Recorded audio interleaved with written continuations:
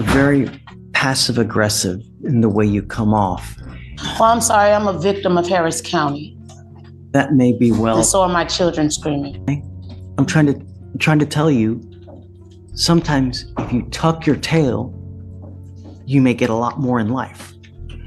I'll give you an example. I'm telling you now, and I'm ordering you not to go back to this place. I'm not going there, but I have every right to speak. So I guess I need to contact Washington or somebody in regard. Those 30 seconds you just saw, they represent a lifetime of consequences, and you haven't seen anything yet. You witnessed a judge deliver a personal insult, give bizarre life advice, and finally, issue a thundering command. This isn't just a routine trespass hearing. It's a psychological chess match. On one side, a woman who feels the entire system has declared war on her and her children. On the other, a judge who is about to use every tactic in his arsenal, from sarcastic analogies to personal stories, to regain control of his courtroom. Every courtroom has its breaking point. We are about to see what happens when the scales of justice are rocked by raw human emotion. Invoke my constitutional amendment rights as well as my civil and civil rights. You to remain silent? Yes, sir. No,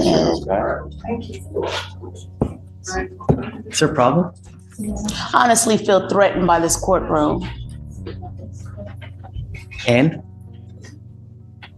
this is not the circus. I'm This is not a a playroom. clown. This is a court. I'm very coherent and competent. No one says you are incompetent, but you have bond conditions that you're supposed to live up to. And we've given you so much as we've also given you a lawyer, and you're supposed to treat everyone here with respect. And when you don't, there's serious consequences. What? Is there a thing for self-representation? I know that is a third option as well. Of course you can represent yourself. You can do open heart surgery on yourself too? Well, I ask for fair representation in a speedy trial. No one here does anything to hurt anyone.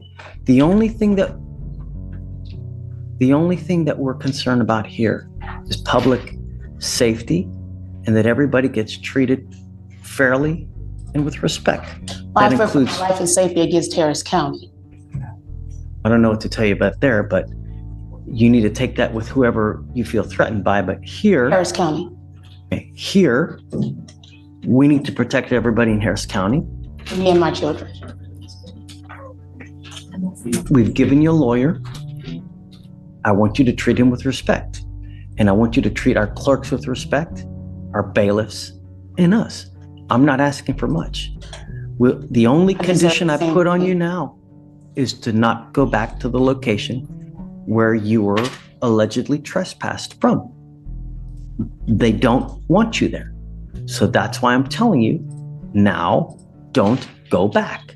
That's the only condition that we have. In regards to my housing, which is my documentation right here, that should be submitted into my file.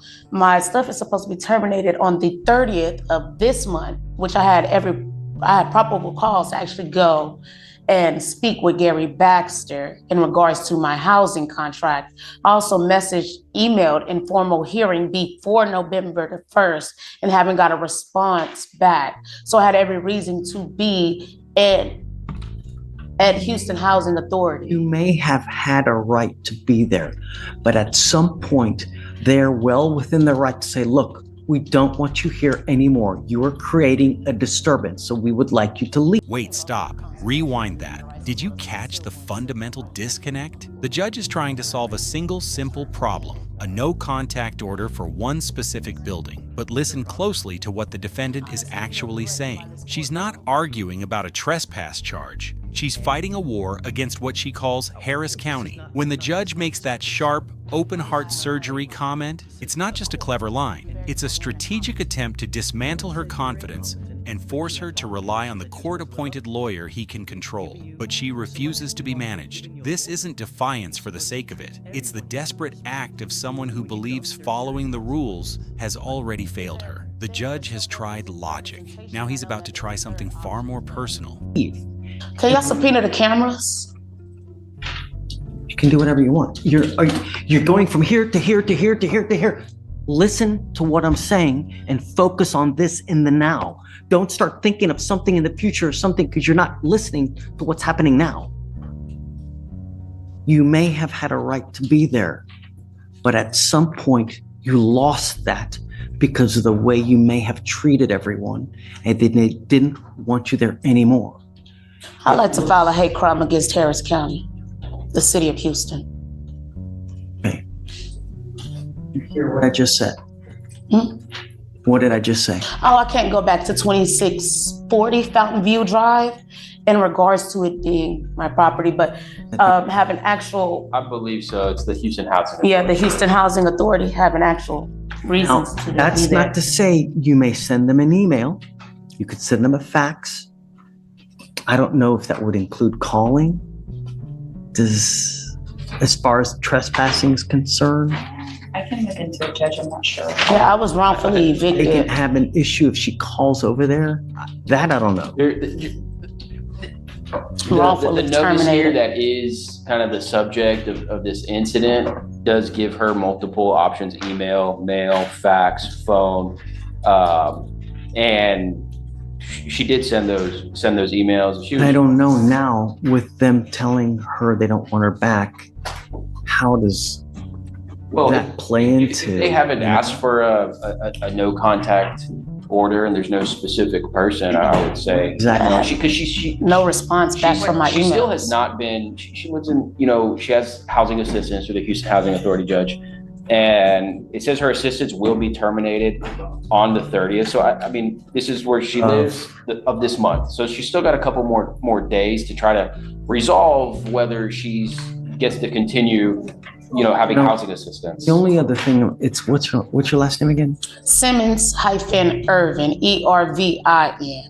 You're very passive aggressive in the way you come off. Well, I'm sorry, I'm a victim of Harris County. That may be And so are my children screaming. that may be well right, but in life, you get more with honey than you do with vinegar.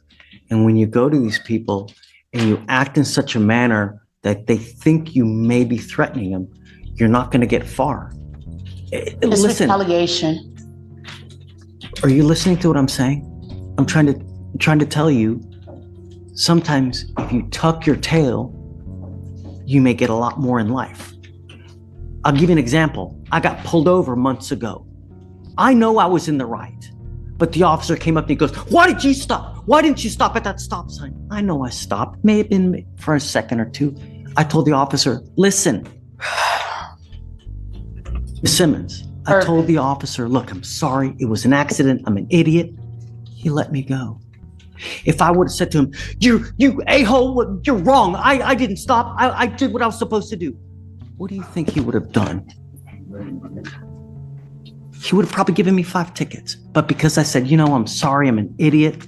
It was stupid for me to do that. Well, when you're facing reverse psychology You get more with honey. and they try to provoke you, So what? Who cares? Be the bigger person. You're still going to get more. That's life. That's maturity. And when you tuck your tail, sometimes you get so much more, even if you're in the right and they're in the wrong. Who gives a shit? Sometimes that's what you have to do. I also understand the indirect language it is in the Harris County Handbook dated 2021. And anybody that threatens and harass me in it, I have every right to press charges. Did you just hear anything that I just said? I did.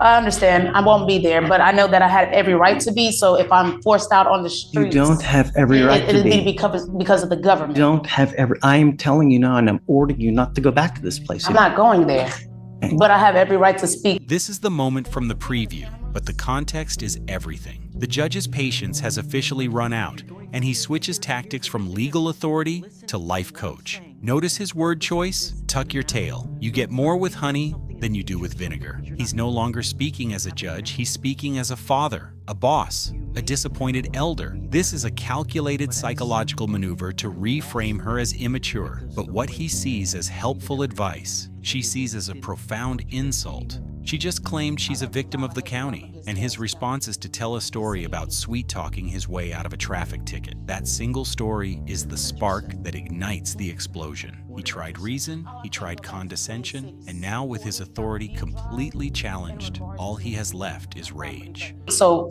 I guess I need to contact Washington or somebody in regards to my contract and things, because this is a government facility. And as it says your housing assistance will be terminated on 11/30/2024. I also have 2 different client numbers as well. One number is 582213 and another one is 251651. So I had every right in regards to speaking with Gary Baxter again, which is right here, Kenneth Coles, Gary Baxter. Also received an email to reinstate my housing, I guess, I don't know, from Gary Baxter in regards to all that. So I'm just confused, because if I'm forced out on the streets in regards to being homeless and they're trying to pass new laws, then just so hypothetically, of course, thrown back into Harris County against my will, where I was held for 6 months, which is a violation of my constitutional and amendment rights, then it's retaliation. Also, I was told to surrender my inheritance in the direct language while I was being attempted murder by Harris County. Have you speak to Corey about everything. Just remember, be nice.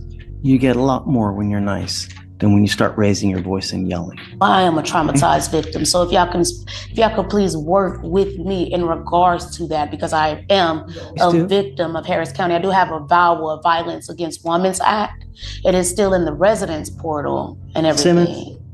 Simmons Irvin. If anyone ever treats you wrong, just tell me and I'll try to do what I can to help you out.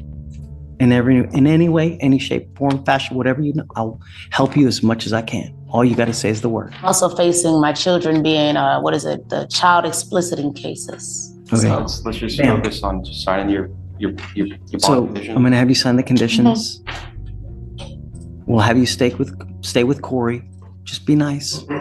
Hopefully you'll get your housing back if you're nice. That's it. All right?